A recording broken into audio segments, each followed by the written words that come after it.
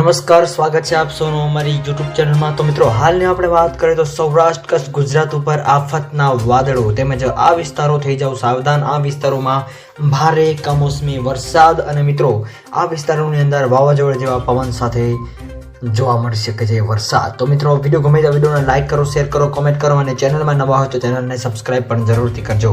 તો મિત્રો, હાલની આપણે વાત કરીએ તો ગુજરાત રાજ્યની અંદર ભર ઉનાળે મિત્રો કમોસમી વરસાદની આગાહી વ્યક્ત કરવામાં આવી છે। એવામાં આગામી 2 દિવસ સુધી આપણે વાત કરીએ તો કમોસમી વરસાદ, સતત કમોસમી વરસાદ જોવા મળી શકે છે।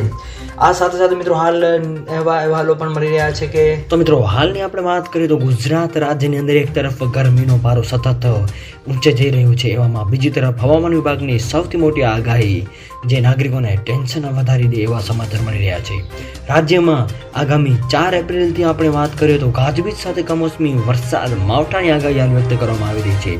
તેમજ બીજી બાજુ મિત્રો આપણે વાત કરીએ તો હાલમાં એક સાથે 3 વેધર સિસ્ટમો એટલે કે સાયક્લોનિક સર્ક્યુલેશન સિસ્ટમ, વેસ્ટર્ન ડિસ્ટર્બન્સની સિસ્ટમ તેમજ વરસાદી ટ્રફની સિસ્ટમ સક્રિય થવાને કારણે રાજ્યના વાતાવરણમાં અચાનક પલટો આવી જશે એલર્ટ જાહેર। તો મિત્રો, વિડીયો ગમે તો વિડીયોને લાઈક કરો, શેર કરો, કોમેન્ટ કરો અને ચેનલમાં નવા હોય તો ચેનલને સબસ્ક્રાઇબ પણ જરૂરથી કરજો। તો મિત્રો, હાલની આપણે વાત કરીએ તો ગુજરાત વેધર ફોરકાસ્ટની અંદર હવામાન વિભાગની સૌથી મોટી આગાહી અનુસાર રેઇન એલર્ટ આપવામાં આવ્યું છે।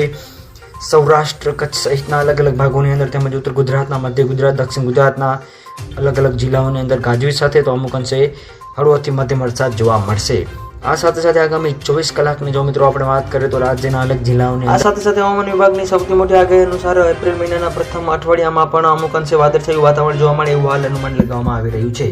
તો મિત્રો, વિડીયો ગમે તો વિડીયોને લાઈક કરો, શેર કરો, કોમેન્ટ કરો, ચેનલમાં નવા હોય તો ચેનલને સબસ્ક્રાઇબ કરો। તો મિત્રો, આપ સૌનો ખૂબ ખૂબ આભાર।